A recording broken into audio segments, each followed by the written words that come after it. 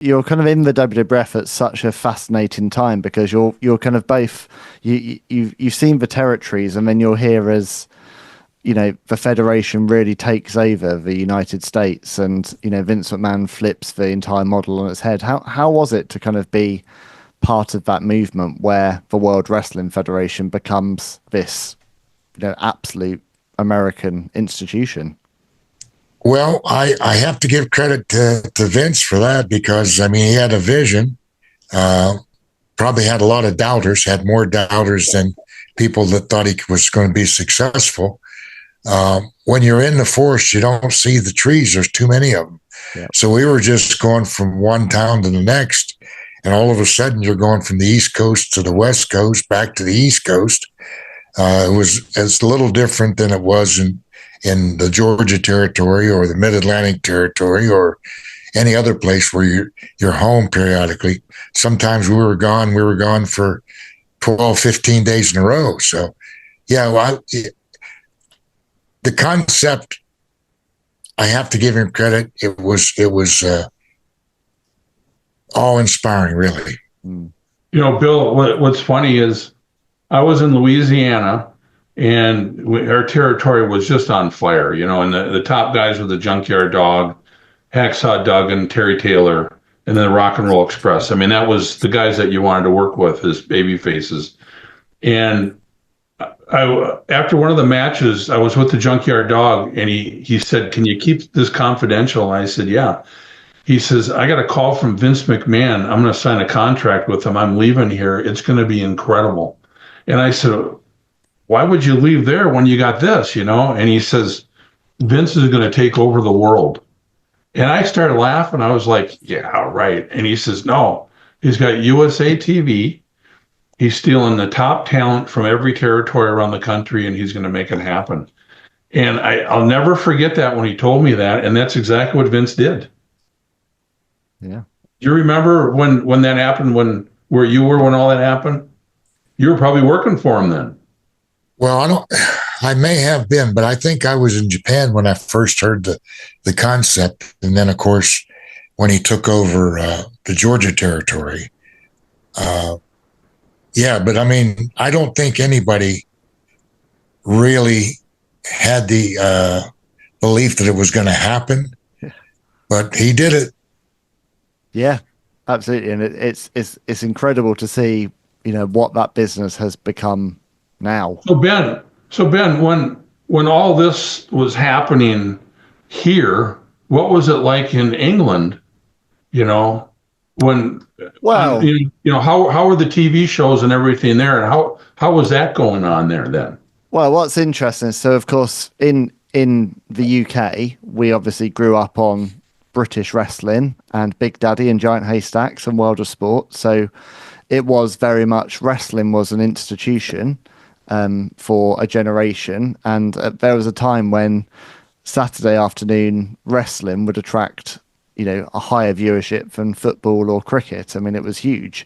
I believe it was 1988 when the decision was made to suddenly take British wrestling off the airwaves.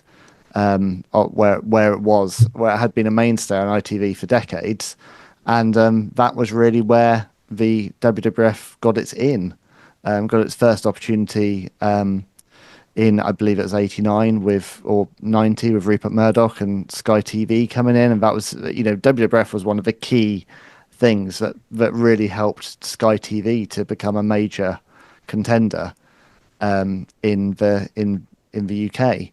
And what was interesting was, unless you had Sky TV in the UK, you had no access to this product. So for a generation of fans like me, you were divided by either you had access to the WWF or you didn't. So, for example, when I mentioned WrestleMania 6 being the first WrestleMania I ever saw, that was 2 years old by the time I saw it. That was a double VHS from my friend's rental store. I mean, we were reliant. If we got news, it was the WWF magazine, which was probably 3 months out of date, or you were reliant on your friends, hoping someone who was lucky enough to have Sky TV would record you the VHS of that week's superstars. So we were so starved, which I think is why when the WWF started doing its tours in, I think the first big one was 1990, but 1990, 91, when they started doing their tours, I mean, we were so starved for content. I mean, but when people came over, they were, unbelievable superstars. I've heard stories of, kind of sign-ins of the Bushwhackers being overtaken in Bristol by these frenzied fans who couldn't believe that the Bushwhackers were there. I mean, everyone that came over to the UK was as a superstar, as you got to experience, Barry, with SummerSlam 92. A show that would never have been able to happen in the US in 1992 because the WWF wasn't drawing domestically, but could sell out our biggest stadium in a heartbeat. So I think American wrestling has always held a very, very special place in the heart of a generation of fans, but it's somewhat, it came at the expense of obviously the heritage of the British scene. And I think for a long time, British wrestling has struggled to find its foothold because the American wrestling and the imports of the WWF and the WCW were so pervasive. Right, right. And I think what really did it was his TV. I mean, his production and everything. He just knew how to do it. Mm. And what's very interesting over on this side of the Atlantic, one of the things which was a real game changer, which then went over to the US, was the introduction of sticker albums. So trading cards and then sticker albums. That was how a whole generation of young wrestling fans became addicted to the WWF. Was they collected stickers before they even watched the program. They were collecting larger than life stickers and trading cards before they even watched a match. So it was a very, very clever marketing strategy of kind of finding the young children, getting them excited about these colourful characters, and then the family comes along too. Yeah, so I noticed when we were at WrestleCon, there was a lot of people that had trading cards. I think they're making a comeback. They went through the signing cards for a period of time, then action figures and all kind of things. Now the trading cards is coming back. So I was interested in seeing that. Yeah, they've made a really big comeback. I mean, it's either you collect trading cards or, like me, you scour the internet for old Hasbro's, like my little repo man. But I picked up recently.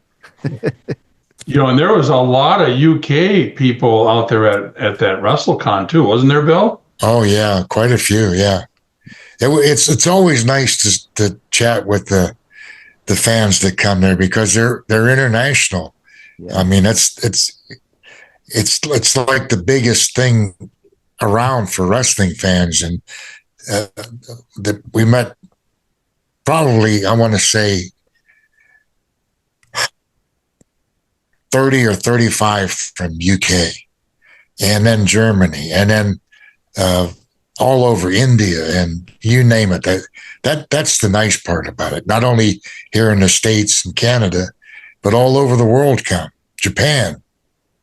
I think that's the wonderful thing about wrestling is it's the universal language, isn't it? I mean, we're all talking today, united by a common bond. I feel like I know you both so well because I spent 30 odd years watching you on TV. So you're all united by the characters and the storylines and coming together for it. And all of my greatest friendships in this world are forged through wrestling, and then the relationships develop and they nourish, and you learn everything else about them, but we still come together to watch WrestleMania, and inevitably we always get back to talking about our kind of childhood memories.